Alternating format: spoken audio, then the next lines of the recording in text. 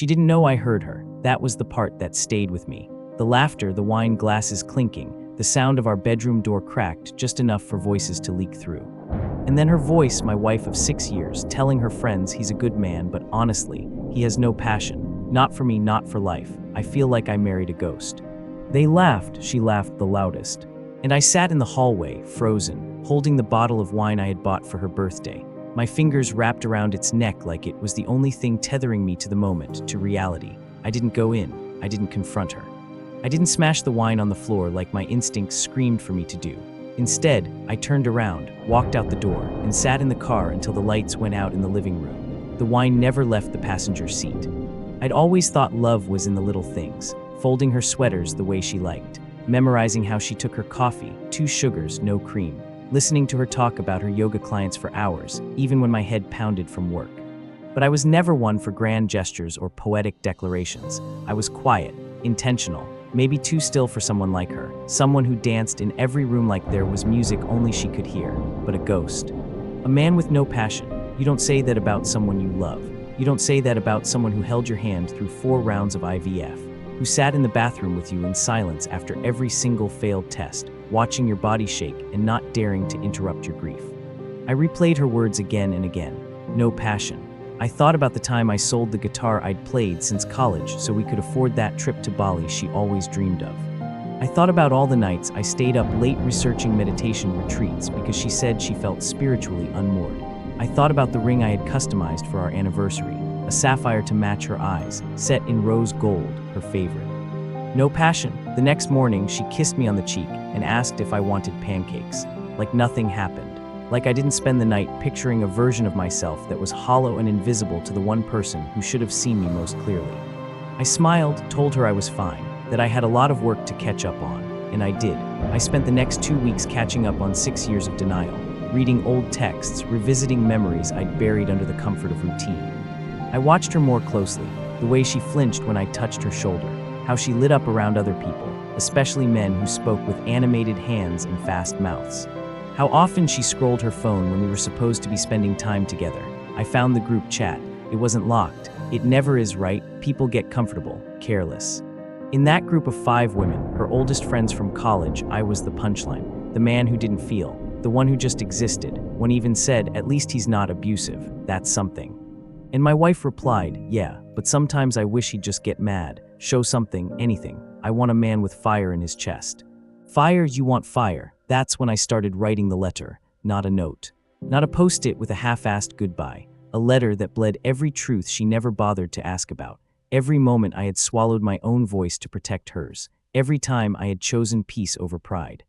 Every inch of passion she claimed didn't exist. It took 4 nights. I wrote it longhand, ink smearing when my hand trembled. I wrote about the miscarriage she never told her friends about, and how I held her while she slept afterward, scared that if I moved, she'd shatter. I wrote about the time I turned down a job overseas because she said she couldn't be that far from her sister. I wrote about how I used to play piano until she told me it gave her headaches, and I sold it to make space for her art studio. I wrote it all. On the morning of our 7th anniversary, I left the letter on her vanity, right next to the untouched sapphire ring. I didn't pack a suitcase. I didn't slam a door. I just left, but not before setting up the cameras. Because there was something I needed to know, something that would either confirm the quiet death of our marriage or set fire to everything we'd built. The camera was tucked discreetly behind the antique mirror in our bedroom, her mirror, the one she loved because it made her feel goddess-like. I knew the angles, knew the way she tilted her head when she spoke to herself in it, touching her collarbone like she was framing her own beauty. I had placed a single rose next to the letter, a red one. It was ironic, really, the symbol of passion she swore I never had. I watched the footage later that night from a rented Airbnb 3 towns over, where the silence felt like freedom for the first time in years. She came home from her yoga studio around 6:15 p.m. She was humming something, some chant from her classes, the kind she always tried to teach me but I never remembered. She placed her keys in the same bowl she insisted on keeping by the door, walked into the bedroom, saw the rose first, smiled, then she saw the envelope. The smile dropped. She stared at it for a long time before picking it up. Her fingers trembled slightly as she turned it over, recognizing my handwriting. I imagined her heart skipping, the possibilities running through her mind. Was it a poem, an apology, a proposal for something new, something raw? She opened it slowly, 10 seconds in, her expression changed. 30 seconds, she sat down on the edge of the bed. By the third page, she was crying. By the fifth, she was shaking. I watched her hold her chest like it hurt to breathe. Her eyes kept flicking to the mirror, almost like she knew someone was watching. But she didn't move, didn't tear it up, didn't scream. She just read all 6 pages. Then she whispered, "Oh my God." I'd ended the letter with a single line, "You wanted fire. I was the forest." I thought that would be the end of it, that she'd sit there, stunned, maybe cry a little, maybe spiral into her usual guilt-laced yoga mantras about alignment and lessons from the universe. What I didn't expect was what happened next. She pulled out her phone, called someone, and said something I will never forget. "He knows. He finally knows. What do I do?" There was a long pause, then she added, "He didn't mention your name, but I think he figured it out, or he will." I paused the video, my breath caught in my throat. "Your name? What name?" I played it again, rewinding just 10 seconds, watching her face. The panic, the fear, that wasn't the face of someone heartbroken. That was the face of someone cornered. Suddenly, the betrayal wasn't just about what she'd said. It was about what she'd done. The pieces began clicking together in my head, like someone had turned on a light in a dark room I had lived in too long. 6 months ago, her phone had lit up at midnight with a message from Luna.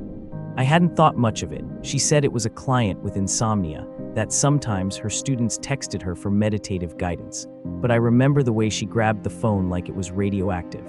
The way she wouldn't let me see it. Luna. No one called her after 10 except family, or one other person. 3 years ago, she reconnected with her spiritual mentor, an old friend from a yoga retreat in Costa Rica. His name was Eli. He was the kind of man she described in her journals as fierce but gentle, touched by divine fire. I never liked him. Too many teeth in his smile. Too many compliments that danced the line between platonic and predatory. But I never said anything, because she said I was jealous, controlling, closed off. Now I wasn't so sure. I reopened the video. She was pacing now, hands in her hair. Her phone was on speaker. A man's voice came through. Calm, low, too calm, it's okay. Just tell him you had a breakdown. He'll believe you. He always does. She said nothing. He continued, worst case scenario, he leaves. That's what you wanted, right? And then she laughed, not out of joy, not out of relief, out of something colder, emptier. I didn't think he'd actually do it. She sat back down, reached for the letter again, and whispered, "I think I just lost the best man I'll ever know." For the first time in years, I felt something I couldn't name. Not pain, not anger, something deeper. Something final. I didn't sleep that night. I sat on the balcony of the Airbnb, staring out over a parking lot filled with empty cars and blinking motel signs. My laptop sat open beside me, the paused frame of her holding my letter frozen on the screen. I watched her face over and over again. I studied it like it belonged to someone I used to know, because in a way, it did. The woman in that video wasn't the same one I'd proposed to on a mountaintop with trembling knees and a heart so full I thought it might rupture. That woman was gone. Maybe she had been gone for a long time, and I had only just opened my eyes. Eli, of course it was him. It had always been him. The spiritual coach, the energy worker, the one who told her things like, "You need a man who sees your chaos as a symphony." He messaged her after yoga retreats with lines like, "I felt your spirit pull mine across dimensions." I remember asking once if she ever had feelings for him, and she laughed in my face. Said, "You think I'd cheat on you with someone who wears beads and talks to the moon?" Turns out, yes, she would. I should have left it alone. I should have taken the letter as my goodbye, let her sit with the silence and never look back. But betrayal has a way of clawing at your ribs, whispering you deserve the whole truth. And some part of me, the part that once gave her everything, needed to see it unravel completely, so I dug deeper. I opened her laptop. She used the same password for everything, our anniversary date. Another irony, she never thought I'd use it. I found the hidden folder almost immediately. It was named Retreats 2023. But the files inside weren't yoga poses or breathwork recordings. They were pictures, dozens of them. Her and Eli on mountaintops, in hot springs, in bed. I stopped counting after 37. In one, she was wrapped in a silk sheet, eyes closed, his hand tracing her thigh. The caption read, "He makes me feel worshipped." In another, she was laughing in a candlelit cabin, Eli shirtless behind her, pressing his lips to her shoulder. That one had no caption. It didn't need one. There were messages too. Most were late-night exchanges, sexual, manipulative. He told her she was too wild for ordinary men, that she deserved someone who could match her energy. She replied with things like, "He tries so hard, but it's like loving a wall. I want to scream just to hear an echo." A wall, that's what I was to her. A wall, except walls don't cry, walls don't bleed. I remember sitting on the floor of that airbnb, those images seared into my brain, the taste of copper in my mouth like I'd bitten through my own tongue. I couldn't move, I couldn't speak. All I could do was scroll, read, sink further into the kind of heartbreak that makes you feel like you're dying in slow motion. I didn't rage, I didn't call her, I didn't drive back and scream in her face. Instead, I did something much quieter, much colder. I printed the photos, all of them. I packaged them in a manila envelope along with a second letter, this one shorter, less poetic, no metaphors, just one sentence. This is the passion you wanted, keep it. I mailed it to her studio, not our home. I didn't want her touching anything that still carried my name, but I wasn't done. I called her parents. We weren't close. Her mother thought I was too serious. Her father once said I needed to lighten up, but they respected me. They loved the version of their daughter I reflected back at them. I told them everything. Not out of vengeance, but because I didn't want to be part of the lie anymore. I sent them the folder. I sent it to Eli's employer, too. Turns out, spiritual coaches don't do well when caught sleeping with married clients. Especially when some of those clients are vulnerable women in trauma recovery. It was like flicking the first domino. By the next morning, Eli's Instagram page had vanished. His website was under maintenance. And my wife or ex-wife, as I was already calling her in my head, started calling. Once, then 3 times, then 10. I didn't answer. She left voicemails, crying, screaming, apologizing. She said she was confused. That Eli took advantage, that she was so sorry, but she never stopped loving me. She said I was the only one who ever saw her soul. That's the thing about people like her. They only see your soul once you've walked away. I let the phone ring. Over and over, the screen lit up with her name, sometimes wife, sometimes her actual name, Lena, depending on which phone I was using. I switched between 2 now. One was my personal number, the one tied to years of memories. The other was new, clean. She didn't know about it. No one did, except the lawyer I'd quietly hired months earlier when I first began to sense the rot underneath our marriage's surface. She kept leaving messages, each one more desperate than the last. I made a mistake. Please just talk to me. You don't understand what Eli did. It wasn't love. It was manipulation. Please, I can't breathe. You can't just disappear like this. I'm not eating. I'm not sleeping. Are you trying to destroy me? No, I wasn't trying to destroy her. But I wasn't going to save her either. She had her chance. 6 years of them, to be exact. And she traded them all for whispers in the dark with a man who spoke like a poet and fucked like a prophet. And still, part of me wanted to go back. Not to her, but to the asterisk, before the overheard laughter, before the rose in the letter, before the pictures. Back when I still believed that being good was enough, but I couldn't. Because the man I was back then, he died in that hallway outside our bedroom, clutching a bottle of wine like a lifeline, and something else had risen in his place. I returned home a week later, not because I forgave her, but because it was still legally my house, and because I had one more thing to do before I let her go completely. She was gone, of course. She had packed a few bags, clothes, toiletries, her journals, and fled to her sister's place across town. She left behind everything else. The framed photos, the incense jars, the half-written vision board she tacked up near the kitchen with words like abundance, alignment, and soulmate union scribbled in lavender marker. The house smelled like citrus and lies. I walked room to room, silent, not angry, just detached, like I was touring the remnants of someone else's life. I stood in our bedroom, my asterisk bedroom now, and stared at the empty space where her mirror had been. Gone, of course. She always took the things that made her feel beautiful. I opened the closet, half empty. Her scarves still hanging like ghosts, delicate and useless. Her yoga mat rolled in the corner like a sleeping pet. I reached for the shoebox on the top shelf, where I kept all the anniversary cards, the letters, the photographs from our first trip to Italy. I didn't open it. I carried it straight to the fire pit in the backyard, lit a match. Watched it all burn. As the last page curled and turned to ash, I felt a calm I hadn't known in years. Not happiness, not relief, just clarity, like fog clearing over a ruined city. And that's when I heard the knock at the door. I knew it was her before I even opened it. Lena stood there, hair messy, eyes swollen, no makeup, no mask, just Lena. She looked smaller somehow, not just physically, though she had clearly lost weight, but spiritually. Like someone had siphoned the fire out of her and left only the shell. I didn't say anything, neither did she at first. Then she opened her mouth and whispered, "I don't know who I am without you." I studied her face. The same face I used to hold between my hands, kiss at red lights, trace with my fingers while she slept. And I felt nothing, not hate, not pity, just the truth. "That's not my problem anymore," I said. She cried, not the performative tears of guilt, but the sobs of someone who realizes too late that they pushed a good man past his limit. She reached for my hand. I stepped back. I don't hate you, asterisk, I said. But I can't be the man you rediscover your soul with. I already spent years losing mine for you. She nodded, lips trembling. She didn't argue. She knew. She turned and walked away, barefoot on the gravel. I didn't watch her go. That was the moment I knew I had reclaimed something I never thought I'd get back myself. And the silence she left behind, it was the loudest peace I'd ever known. It's strange the way silence fills a space once a storm has passed.